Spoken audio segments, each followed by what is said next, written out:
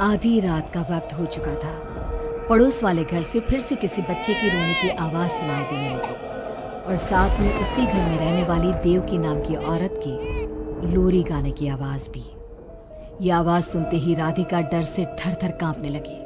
उसने जल्दी से गहरी नींद में सोए अपने पति केशव को जगाया।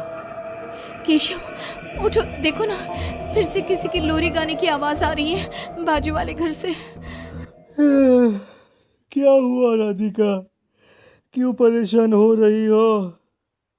अरे कोई आवाज नहीं आ रही है यार। लेकिन अभी बस 2 मिनट पहले तो देव की लोरी गा रही थी और एक बच्चा रो रहा था। अरे कोई मूवी देख रहा होगा, उसकी आवाज होगी। देवकी और उसके पति मोनिश ने बताया ना कि उनके बच्चे नहीं होते। उस घर में कोई बच्चा नहीं है। अब ना तुम भी सो जाओ और मुझे भी सोने दो। लेकिन अभी बस 2 मिनट पहले तो देव की लोरी गा रही थी और एक बच्चा रो रहा था। राधिका हैरान थी कि आवाज सिर्फ उसे ही सुनाई क्यों देती थी। लेकिन जब उसके पति केशव ने उसकी बात नहीं सुनी तो वो सोने की कोशिश करने लगी। लेकिन राधिका के कानों में किसी छोटी बच्ची के हंसने की आवाज गूंजने लगी। राधिका बुरी तरह से डर गई थी। अगली सुबह मैं दुकान जा रहा हूँ। आज माल खत्म हो रहा है दुकान में। इन दिनों पता नहीं क्यों लोग जमकर खिलौने खरीद रहे हैं। आज बड़े बाजार जाकर सारे खिलौने ले आता हूँ। आप रात होने से पहले आ जाएंगे ना? लगता है तुम देवकी से अभी तक डरी हुई हो। अच्छा ठीक है, देखो घर के पीछे वाली गैलरी में मत जाना, क्योंकि वहाँ से तुम्हें अक्सर देवकी नजर आती है और तुम ना फिर डर जाती हो। ठीक है केशव, मैं आज उधर जाऊंगी ही नहीं। जब भी उधर देखती हूँ कुछ डरावना ही नजर आता है। केशव दुकान चला जाता है। तभी अचानक राधिका को याद आता है कि घर की गैलरी में उसने कुछ कपड़े सुखाए थे। डरते हुए वो वहां जाती है। दूसरी तरफ देवकी की गैलरी नजर आती थी। राधिका जैसे ही कपड़े लेकर वापस आने को पलटती है, उसकी नजर सामने देवकी की गैलरी में पड़ी। वहां एक 4 साल की बच्ची खड़ी होकर उसे घूर रही थी। हे भगवान, ये कौन है? कौन है ये? मैं इससे पूछूं कि इसका नाम क्या है? हाँ, पूछ लेती हूँ, फिर केशव को बताऊंगी। वो मेरी बात पे भरोसा नहीं करते ना। बेटा, कौन हो तुम? हाँ, तुम्हारा नाम क्या है? गुड़िया। तभी अचानक वहां पर देवकी आती है और वो बच्ची गायब हो जाती है। क्या हुआ? आप किससे बात कर रही थी? वो यहाँ पे मैंने एक लड़की को देखा था। वो कौन थी? कहाँ गई वो अभी? कौन लड़की? मैंने कहा ना, मेरे घर में कोई बच्चा नहीं है। मैंने देखा था, वो यही थी। वो आपके पीछे कौन है? राधिका को फील होता है कि किसी ने उसे धीरे से पुकारा, आंटी। राधिका पलट कर देखती है तो वहां वो छोटी बच्ची खड़ी थी। राधिका चीख कर बेहोश हो जाती है। जब उसकी आंख खुलती है तो केशव उसके पास खड़ा था। क्या हुआ राधिका? राधिका, होश में आओ। वो तो भला हो देवकी जी का, जिन्होंने तुम्हें बेहोश पड़ा देखकर मुझे कॉल कर दिया और मैं घर आ गया। तुम उस गैलरी में गई ही क्यों? केशव, वो लड़की यहाँ आ गई थी और वो देवकी, वो ठीक औरत नहीं है। तुम पागल हो गई हो राधिका। आज देवकी जी ने ही मुझे तुम्हारे बारे में बताया। क्या सोचती रहती हो? अरे कोई नहीं है उस घर में। अगले दिन केशव के दुकान जाते वक्त, मैं भी आज आपके साथ चलूंगी। अच्छा ओके ठीक है, चलो चलो। अब दुकान पर पहुंचकर, वाह केशव, कितने सारे नए खिलौने। और ये इस पैकेट में क्या है? अरे एक बड़े साइज की डॉल है, मार्केट में नई आई है। सोचा अगर लोग खरीदेंगे तो अगली बार और ऑर्डर कर दूंगा। क्या मैं देख लूं इस डॉल को? हाँ देख लेना। मैं जरा माल लेने बड़े बाजार जा रहा हूँ। तुम दुकान संभाल लो और आराम से बैठकर खिलौने देख लो, ठीक है?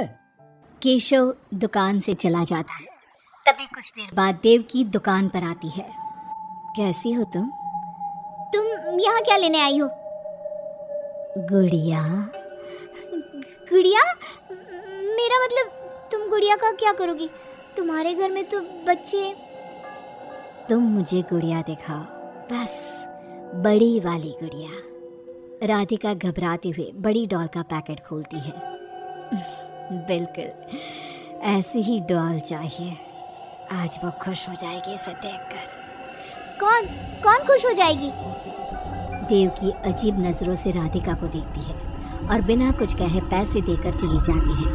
उसके जाने के बाद राधिका शॉप के अंडरग्राउंड में नए टॉयज का मॉल चेक करने जाती है। वहाँ बच्चों का एक झूला था। राधिका ने देखा कि वो झूला हिल रहा था, जैसे अभी अभी कोई वहाँ से उतरा हो। राधिका को किसी छोटे बच्चे की आवाज आती है। कौन है वहाँ? वही छोटी लड़की जो देविका के घर दिखी थी, राधिका के सामने आ जाती है। आंटी, मुझे गुड़िया चाहिए, वो बड़ी वाली। मेरे पास कोई गुड़िया उड़िया नहीं है। बड़ी गुड़िया चाहिए, मुझे दे दो, नहीं तो मैं ये सारे खिलौने जिंदा कर दूंगी और फिर वो आपको मार डालेंगे। कौन हो तुम? मैंने कहा ना नहीं है मेरे पास बड़ी गुड़िया। अभी तो थी ना, कहाँ गई? वो देवकी ले गई अपने साथ। अभी जाओ और मेरी गुड़िया लेकर आओ, बर्रा। उस छोटी लड़की के नाखून बड़े हो जाते हैं और पैर उल्टे। वो बहुत ही खौफनाक दिखने लगती है। नहीं देखो, मैं अभी जाकर तुम्हारी गुड़िया लाती हूँ, तुम यहीं रुको। नहीं, मैं तुम्हारे साथ चलूंगी, कहीं तुम भाग गई तो। राधिका शॉप से निकलकर तेज स्पीड में सड़क पे चलने लगती है। उसने पलट के देखा तो वो लड़की साए की तरह उसका पीछा कर रही थी। राधिका देवकी के घर पहुंचती है। दरवाज़ा खुला था। राधिका अंदर गई, वहाँ कोई नजर नहीं आया, बस सामने वो गुड़िया रखी थी। राधिका चुपचाप गुड़िया को उठा के वहाँ से आने लगती है। पीछे से आवाज़ आती है, रुको, ये क्या कर रही हो?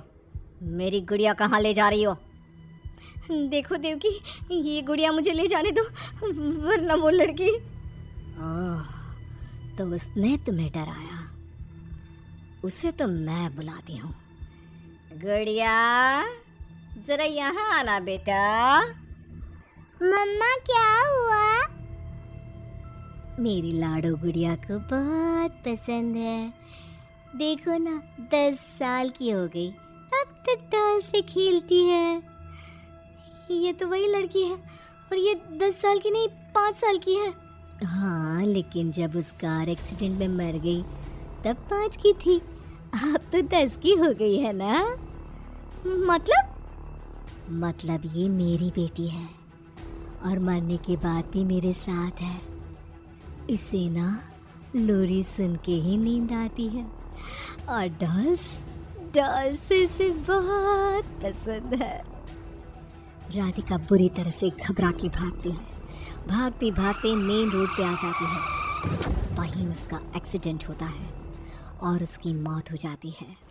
मगर राधिका की मौत के बाद केशव को पास वाले घर से बच्चे के रोने और लोरी गाने की आवाज़ सुनाई देने लगती है।